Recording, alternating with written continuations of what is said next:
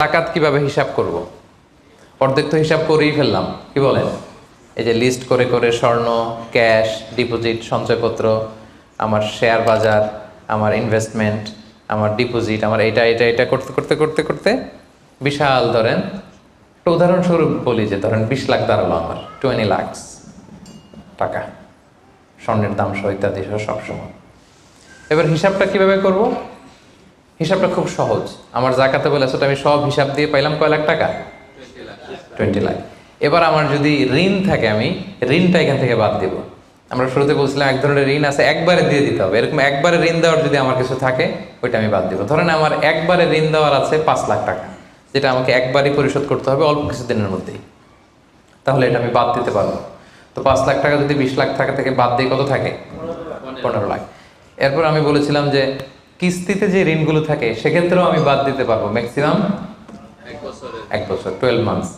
ধরেন যে বড় একটা কিছু আমি কিনেছি, সেখানে 12 মাসের আমার যে ঋণ, সেই ঋণ আসতেছে ধরেন যে কিস্তিতে ধরেন আরো 5 লাখ, তাহলে কত বাদ গেল? 5 এ 10 লাখ, থাকলো কত? এই 10 লাখ হচ্ছে আপনার নাও জাকাতেবল অ্যাসেট। এই 10 লক্ষের উপর আপনি 2.5% জাকাত দিবেন। আর হিসাবটা যদি আপনি সূর্য বছর অনুযায়ী করেন তাহলে 2.58% দিবেন। সহজ হয়ে গেছে না মোটামুটি? হ্যাঁ, মোটামুটি সহজ হয়েছে না? এরপর এক একজনের এক এক ধরনের বিজনেস, এক এক ধরনের কোশ্চেন থাকবে। এটা পার্সোনালি কোনো মুফতির কাছে বা যে কোনো স্কলারের কাছে আপনার পার্সোনাল আলাদা করে হিসাব করা লাগলে এটা করে নেবেন।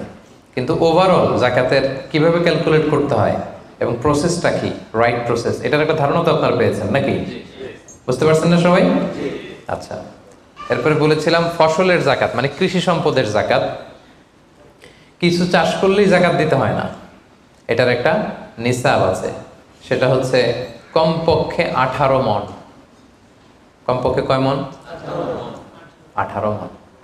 কমপক্ষে 18 মণ হইলে ফসলের জাকাত দিতে। আল্লাহ বলেন, ইয়া আইয়ুহাল্লাযীনা আমানু আনফিকু মিন তাইয়্যিবাতি মা কাসাবতুম ওয়া মিম্মা আখরাজনা লাকুম মিনাল আরদ। জমিন থেকে যেটা উৎপন্ন করে দেই এটাও আল্লাহর রাস্তায় দান করো। ওয়া আতু হাক্কাহু ইয়াওমা হাসাদি, যেদিন ফসল হারভেস্টিং করে ঘরে তুলবেন ওই দিনই জাকাত দিতে হবে। মজার ব্যাপার হচ্ছে ফসলের ক্ষেত্রে বা কৃষিজ পণ্যের ক্ষেত্রে কিন্তু 1 বছর অপেক্ষা করা লাগে না। এর আগে টাকা পয়সা, স্বর্ণালঙ্কার এগুলো 1 বছর আছে কিনা দেখতে হয়।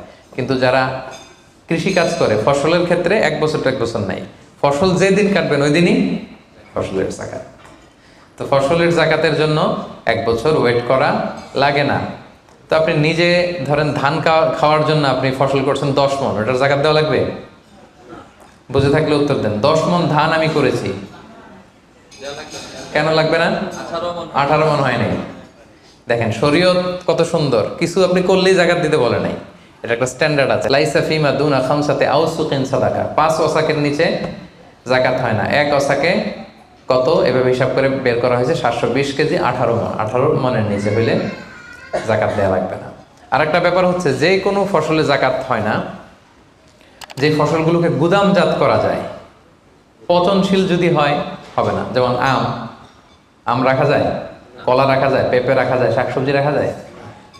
রাখা যাবে হচ্ছে চাল, ডাল, গম, ভুট্টা, খেজুর, এগুলা গুদামজাত যদি করা যায়, ওগুলো যদি 18 মণ হয় তাহলে আপনি জাকাত দেবেন। তো জামের চাষ যারা করে তারা কি মোটেও দিবে না জাকাতের কোনো কিছু থাকবে না? হ্যাঁ থাকবে। তাদের হচ্ছে উরুদুত যারা ব্যবসার হিসাবে ওই যে হিসাব করবে যেদিন, ওই দিন দেখবে যে আজকে আমার বিক্রি করার মতো কয় খাঁচি আম আছে, 40 খাঁচি আছে, দাম কত, ওই অন্যান্যের সাথে যুক্ত করে নেবে। কিন্তু ফসলের দিতে হইলে কমপক্ষে 18 মণ এবং এটা গুদামজাত করা যায় এমন পণ্য হইতে হবে। কিভাবে দিব বলেন? 18 মণের বেশি করছেন, ধরেন 100 মণ হয়েছে আপনার ধানের, কিভাবে দিবেন? 2.5% দিবেন না। ফসলের জাকাতের হিসাব হচ্ছে ওশর আর নিসফে ওশর। আরবি বুঝতে যদি কষ্ট হয় সহজ করে বলি, 10% আর 5%। ফসলের জাকাত হচ্ছে ভাই 10% আর 5%। 10% আরবিতে বলে ওশর। কখন 10%? যখন এটা ইরিগেটেড ল্যান্ড হয়, আল্লাহর দেয়া বৃষ্টির পানিতে চাষ হয়ে যায়, আপনার আলাদা করে সেচ দেয়া লাগে না, আল্লাহর দেয়া বৃষ্টিতেই হয়ে যায়। এটা হচ্ছে কস্ট ফ্রি কাল্টিভেশন, আপনার খরচ টরচ নাই, আল্লাহ বৃষ্টি দিছে, ধান বুনে দিছেন, হয়ে গেছে। এটা 10% দেবেন। 100 মণ হইলে 10 মণ। আরেকটা হচ্ছে আপনার সেচ দেয়া লাগে, এটা হচ্ছে কস্ট বেসড ইরিগেট কাল্টিভেশন, আপনার সেচ দেয়া লাগে। কীটনাশক দেওয়া লাগে, রাসায়নিক সার দেওয়া লাগে, নিড়ানি দেওয়া লাগে, এই করা লাগে সেই করা লাগে, আপনার খরচ বেশি। ওইখানে 10% না, ওখানে দেবেন কত পার্সেন্ট? 5%। 100 মন ধানে কয় মন? দেখছেন? তার মানে the more you cost the less you pay, the less you cost the more you pay. সুবহানাল্লাহ। এখন যদি বলেন হুজুর আমার তো কিছু বৃষ্টির পানিতেও হয়, আবার আমিও কিছু পানি দিই, এখন কি করবেন বলেন দেখি, কে বলতে পারে? 7.5% দিবেন? এই তো ব্যবসায়ী হইলে কি সুবিধা। তখন আপনি মাঝামাঝি দিবেন, যেহেতু বৃষ্টির পানির ফ্যাসিলিটিও আপনি পেয়েছেন, আপনারও পানি শেষ লাগছে, দুইটা যেহেতু, তাহলে 5 আর 10 এর মাঝামাঝি কত? 7.5। তো আপনি তখন 7.5% দিবেন। এটা হচ্ছে বিশাল আলোচনারে এক নির্যাস আমি আপনাদেরকে শোনালাম। চলে গেল কৃষি সম্পদ। এবার পশু সম্পদের জাকাত কিভাবে দিবেন? পশু সম্পদের যে লিস্ট, এটা আমাদের জন্য অ্যাপ্লিকেবল না। 40টা ছাগল হলে একটা ছাগল বছর শেষে, 30টা গরু হলে বছর শেষে, 5টা উট হলে, এটা আমাদের জন্য অ্যাপ্লিকেবল না। কারণ পশু সম্পদের জাকাত যদি দিতে হয়, শর্ত হচ্ছে এটা সায়েমা হইতে হবে। সায়েমা মানে পশুগুলা বনে বাদারে যে ঘাস লতা পাতা নিজেই খেয়ে আসে, এটার কোনো খাওয়ানো টাওয়ানো লাগে না। কিন্তু আমাদের যে পোলট্রি শিল্প, আমাদের যে গরুর ফার্ম, এটাতে ফ্যানের নিচে রাখতে হয়।